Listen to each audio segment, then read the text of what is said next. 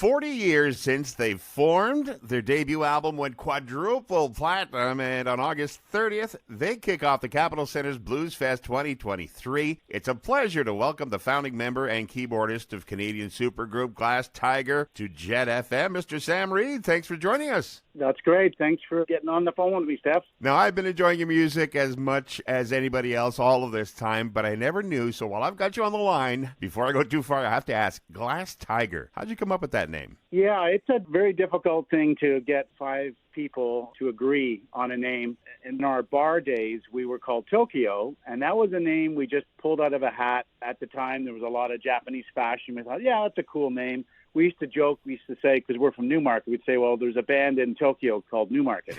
So we would just switch it now. But anyway, when we got signed, we didn't really have an attachment to the Tokyo name. So off we went to try to figure out, how to get a new name. And we were striking out. But our guitar player, Al Conley, was playing around with the name Paper Tiger, which was from a book he was reading. And it's like, that's kind of interesting, but not 100%. And then Alan put the tweak on it, and he said, no, just drop the paper and make it glass. Glass Tiger. I love it. But I had to ask. All right, 40 years. There aren't that many bands who can lay claim to that longevity. So how did you guys do it? Well, we're not quite sure, actually. That's the truth of it, because when we formed, in 81, and then we did bar circuit, and then we got signed in 84, 85, and then made our first record 86. We're just looking day by day, and then like month by month, and, you do these showcases, and then you get a record deal if you're lucky, and then you put your records out and whatever. So we've never, ever thought about this being a lifelong adventure, really. Of course, we're happy to do that. And you blink, and all of a sudden 40 years go zipping by you. Kidding, eh? And it's just unbelievable. And here we are, and it's one of those things where it's just, we look backwards and it feels like it's been, a handful of years. I mean, I know it's been longer, but we're delighted that we're still one of those bands. Very few bands get, they get 10, 15 years, 5 maybe.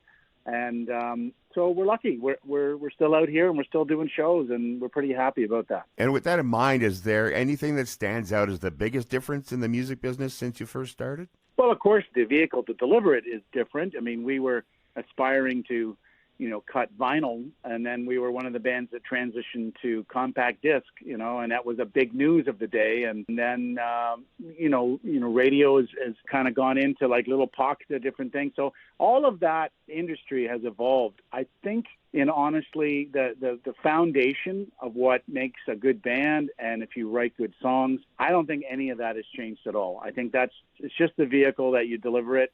Today, of course, you have TikTok and YouTube and all the streaming services, and that's just a different vehicle.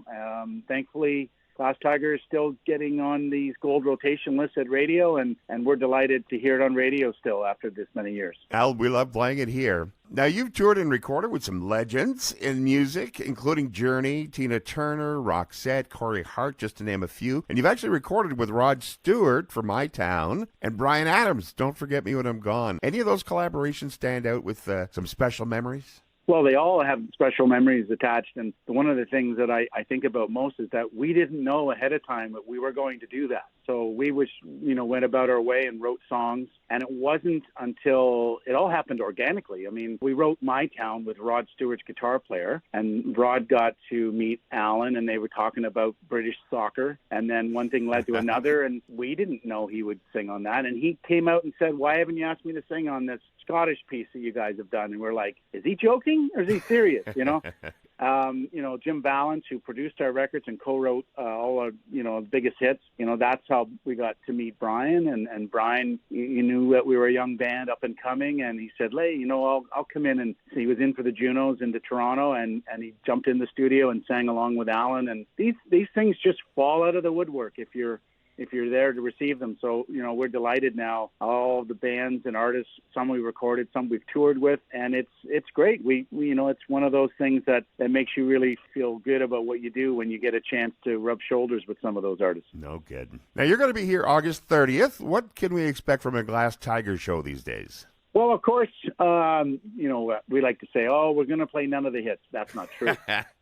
It's always a walk down memory lane. I mean, we meet so many fans. Alan, in the middle of the show, will often set up a song, and he'll ask people to raise their hands. How many people have seen Glass Tiger in general? Hands go up. And then he says, how about in 1986? And then a bunch of hands go down. And, of course, some of the audience wasn't born, so that helps that. But we always like watching people sing along. So the show is Walk Down Memory Lane. We'll play all the songs that you hear on radio. There's a few new ones sprinkled in for good measure. And it's a real mix of all the years that we've recorded music and written music together. It's going to be amazing. Kicking off this year's Capitol Center Bluesfest 2023, August 30th. Tickets are available for now at capitalcenter.org or even glasstiger.ca too. Sam Reid, keyboardist and founding member of Glass Tiger, thank you so much for taking a few minutes to chat with us. And North Bay's looking forward to your show. Well, we've overdue for a trip to North Bay, and we've been there many times, but not for a while. So we're looking forward to coming in and playing some music and getting to say hello to some folks. And thank you very much for having us. Thank you, Sam. Cheers.